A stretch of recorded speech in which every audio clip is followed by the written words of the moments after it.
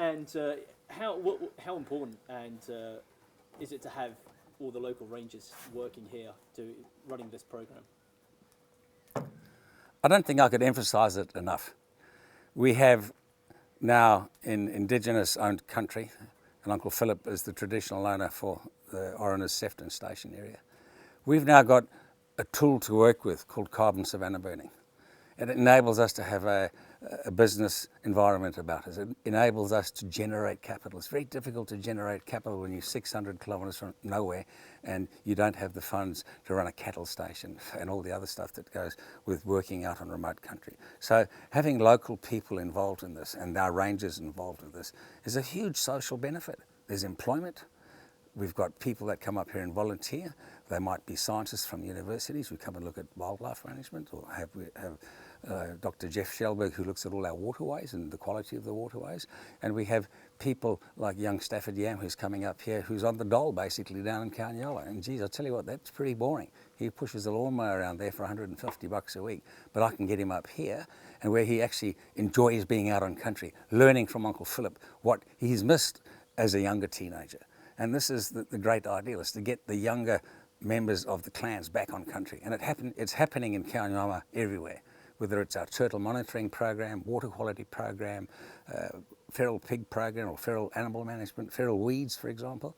You know, we have young people coming into the ranger stock. I mean, I could give 20 people a job tomorrow if I had the funds, but I don't. I can only budget and manage for about 6 to 8 rangers throughout a year. We could make the working on country rangers from Kimberley's to Cape York, we could double the size. But it's one of the most successful programs that I've been in conservation since 1972. It's one of the most successful conservation programs I've come across, is the working on country. And now with the carbon credits coming into it, it's actually giving somebody a model, a business model and a plan they can work with to make money, instead of getting funded by central government all the time, or the federal government. And how has it benefited the wider community? Obviously it benefits the rangers directly, but what about the wider community? Well, I've been doing these programs in Cape York for 8 years now. And when I was in Cohen, the policeman came up to me and he said, you know, Chris, since we've started the 2 ranger programs in Cohen in 2009, he said the crime level's dropped, people are buying food, families are being looked after, young people and families are now buying motor cars, etc. So the social fabric that depends on income, where there was no income in Cohen, there's no jobs to speak of really in Kaonyama.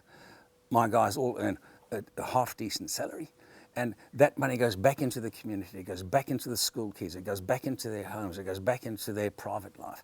And that, to me, is making the difference. And this carbon fund is enabling us to do that as a business plan. And the social benefits are enormous. We were spending $1 million a year in Cohen on salaries with the 2 ranger groups I started there. And I don't know what the figure is here, but it's near $600,000 in wages. So that's $600,000 in wages that are spent predominantly in Kaonyama and or Cairns, so in northern Queensland.